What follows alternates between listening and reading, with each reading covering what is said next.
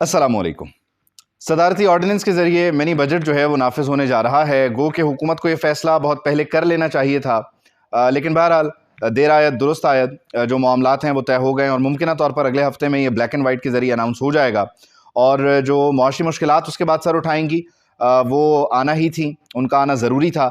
लेकिन खुदा करे कि एक छोटा सा पैच और उसके बाद हम जो हमारी फाइनेंशियल स्टेबिलिटी है उसकी राह पर चल पड़ें। लेकिन अब तक जो हमारा माजी हमें बताता है, हमने ऐसा कुछ किया नहीं है और आइंदा भी खुदा न ख्वास्ता हमें इसी किस्म की सूरत हाल का सामना करना पड़ेगा। लेकिन एक चीज़ जो इसमें खुशाइंद है, वो आप देखिए कि जो पॉलिटिकल फोर्सेस हैं वो आपस में बात कर रही हैं। यानी अलवी साहब के बगैर ये सारा कुछ मुमकिन नहीं है और नून लीग की हुकूमत है, तो प्रैक्टिकली ये लोग आपस में इंगेज कर रहे हैं।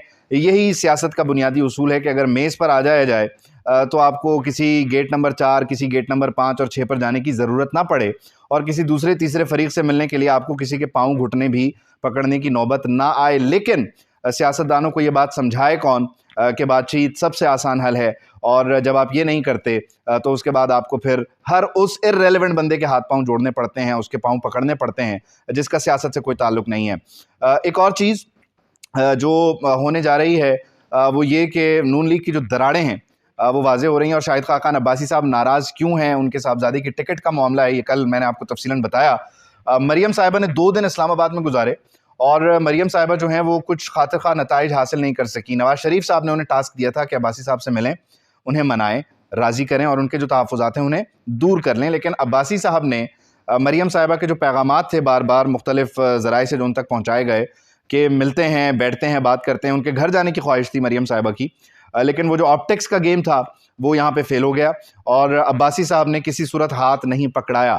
तो मुझे बज़ाहिर ये लग रहा है कि अब्बासी साहब अपने मामलात को वहाँ से सीधा करना चाह रहे हैं जहाँ से हो सकते हैं, यानी कि लंदन से, और मुमकिन तौर पर उनके जो साहबजादी की टिकट है उससे कहीं और से एडजस्ट कर दिया जाएगा, क्योंकि जो उनकी ख्वाहिश है उसके मुताबिक ये हो नहीं सकता, क्योंकि मैंने आपको कल भी समझाया कि फ्रूट नून लीग खा चुकी है और सुलेमान शहबाज का जो एक्विटल है उसके बाद उन पे अब ये लाजिम है कि उन्होंने जो वादा किया उसे वो पूरा करें। अगर नहीं करते तो फिर मामलात आगे जाके खटाई में पड़ जाएंगे। मरियम नवाज साहिबा की आज जो गुफ्तगू थी नौजवानों से, उसमें मैंने काफ़ी ज़्यादा कान लगाकर उन्हें सुनने की कोशिश की। हमारी नौकरी का हिस्सा है, हमारे शौक़ का हिस्सा है, लेकिन उसमें जो रब्त की कमी थी उसकी वजह से मुझ पर लाख बोझ भी था, सहाफ़ती ज़िम्मेदारी भी थी, लेकिन मैं उसे पूरी तरह फॉलो नहीं कर पा रहा था। वो इस वजह से कि उनकी जो गुफ्तगू का रन डाउन था वो बड़ा ही शैटर्ड था।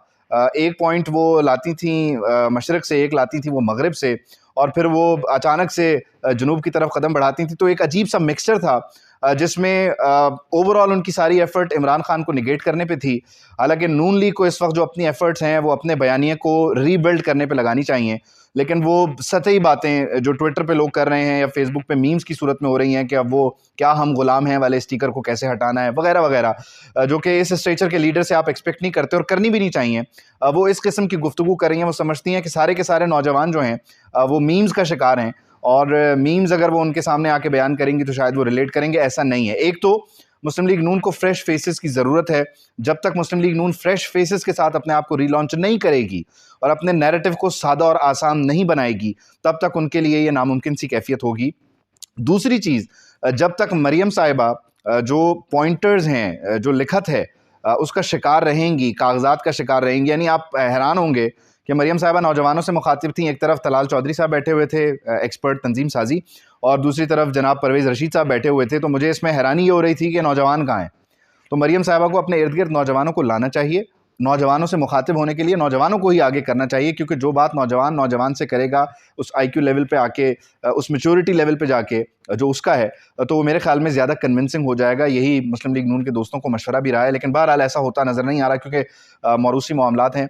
मरियम साहिबा के रन डाउन को भी स्ट्रेट करने की ज़रूरत है और अब इंतखाबात सर पर हैं तो नैरेटिव वाज़े हो जाना बड़ा ज़रूरी है। वो एक वक्त को जनरल बाजवा की जो है वो वकालत भी कर रही थी और साथ में ये भी कह रही थी मैं वकालत नहीं कर रही।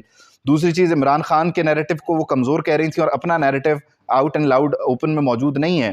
तो ये बड़ी बुनियादी सी ज़रूरियात हैं इस वक्त नून लीग की कि उन्हें नारा लगा देना चाहिए रियासत बचाओ का, और उन्हें समझाना चाहिए कि हम IMF के पास क्यों जा रहे हैं, महंगाई क्यों हो रही है। जब वो ये एक्सप्लेनेशंस देना शुरू कर देंगे अपने एंड के, क्योंकि वो फेडरल गवर्नमेंट में है, तो जब वो अपनी पोजीशन को क्लियर करेंगे, उस पर झाड़ू फेरेंगे, सफाई सुथराई के साथ बयान करेंगे, तो शायद 2-4 लोग उन्हें सुनकर समझ सकें।